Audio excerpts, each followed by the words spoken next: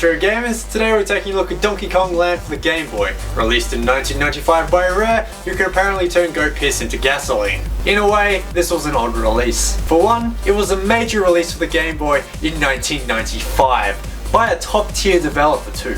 Considering the Game Boy came out in 1989, I guess I'll try and give it one last hurrah. It's also somewhat a port of the Super Nintendo game, Donkey Kong Country. Porting a 16-bit release onto an 8-bit handheld couldn't have been an easy feat. There are some issues which we'll get into, but for the most part this is an excellent example of what the Game Boy was really capable of. On top of that, the cartridge is yellow, which is not only funky and different, but also like it's giving a big you to its grey counterparts.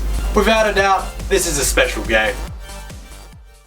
The story for this game, which can only be found in the instruction booklet by the way, centers on Donkey Kong and Diddy Kong yarning about their adventure in Donkey Kong Country with Cranky Kong. Cranky reckons they only did well because of the great visuals and audio the Super Nintendo provides, forgetting how weird it would be to know you're a character in a video game that ceases to exist once the player turns you off to make nachos and read the latest post on RetroGame1.com. Donkey and Diddy disagree. Cranky goes on to say the success could not be replicated on an 8-bit system and challenges them to prove him wrong. He calls up that dickhead, King K. Rool, to steal all the bananas and scatter them around Donkey Kong Island again, thus setting the scene for this game. I'm not sure if that story is plain lazy or in fact brilliant, but Rareware seem like trustworthy chaps to me, so I'll go with the latter. As far as gameplay goes, it will be very familiar to those who play Donkey Kong Country. Playing as either Diddy or Donkey Kong, you must make your way through a number of worlds and levels to collect bananas, Kong letters, fight enemies, beat bosses, and whatever else gorillas get up to while we're not looking. You have the choice to play as either as long as you've collected a barrel, but I found myself constantly switching to Diddy and only really playing as Donkey if Diddy left this mortal plane.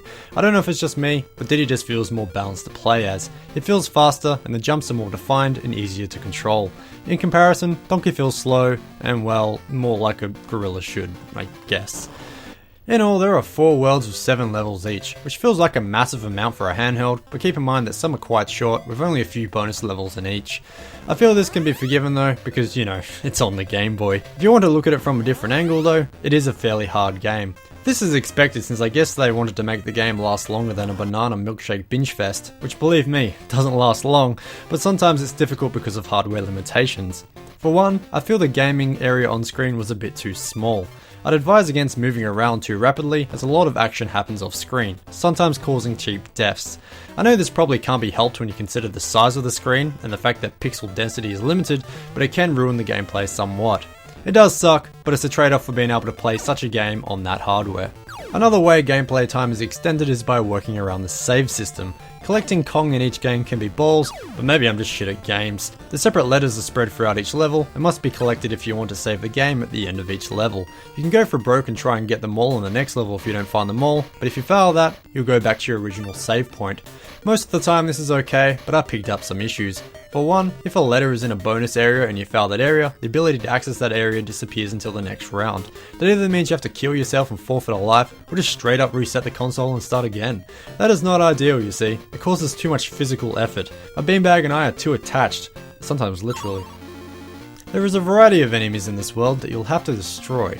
These either need to be jumped on, rolled through, or blown up, the latter with the barrels. For the most part this is what you'd expect, except there is one glaring problem with enemies that hover like the wasps. These can be taken out by the barrels, but can't be by being jumped on. If you do happen to hit them mid-air, it will be an instant kill even if you've collected a barrel. This is a problem since there isn't always a barrel available close by, so you have to time that jump perfectly or risk going back to a save point. As it turns out, this is actually a glitch, which is disappointing since it made it into the final build of a AAA release, but luckily it isn't a game breaker, just a pain in the ass.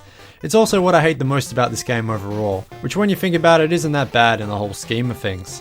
One thing I definitely don't hate is the graphics. Sure, sprites may look like a badly rendered GIF of its Super Nintendo counterpart sometimes, but the amount of detail is overall quite crammed in.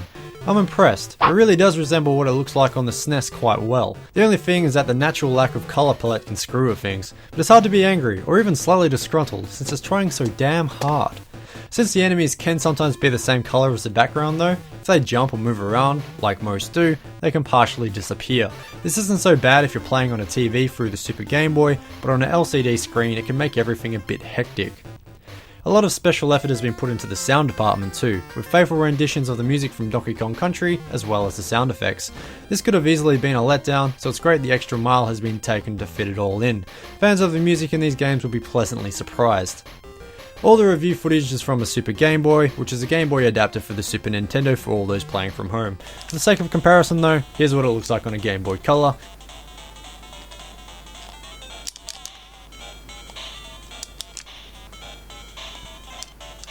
And here's what it looks like on a Game Boy Advance SP, because why not?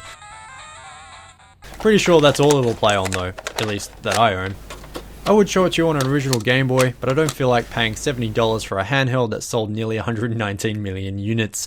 If you're curious though, it looks exactly the same except only in green. Playing on the Super Game Boy will also unlock a special border for your eyeballs, which is jungle themed. More things should be jungle themed, for sure. And there you go, my first Game Boy review. Only took me a year to get to it.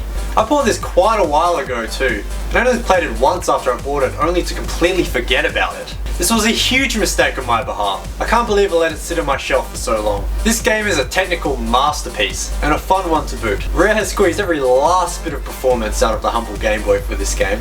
This is cool, because there's something they really didn't have to do. If it did end up being super basic in the audio and visual department, I'm sure most gamers wouldn't have minded considering the low performance that the Game Boy has to offer. Sure, it can be a bit too unforgiving at times, but that's okay because you will get a lot of enjoyment out of this game at the end of the day. It's very addictive to keep trying to get past that one level that's holding you back, and that just basically goes for the whole game. This game comes highly recommended, especially if you're a Donkey Kong fan.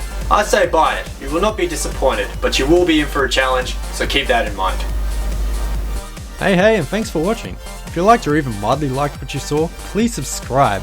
I usually release a video once a week, and I promise to try super hard for the videos not to be shithouse.